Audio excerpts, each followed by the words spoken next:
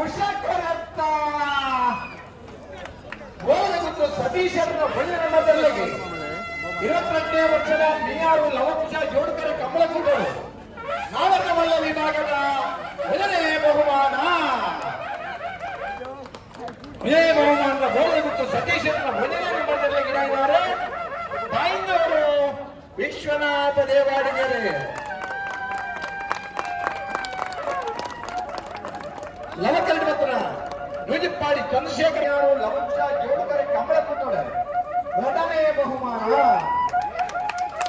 ಬಹುಮಾನದ ನುಜಿಪ್ಪಾಡಿ ಚಂದ್ರಶೇಖರ್ ಒಳ್ಳೆಯವ್ರನ್ನ ಮೊದಲನೇ ನಂಬರ್ ಗಿಡಾಯಿದ್ದಾರೆ.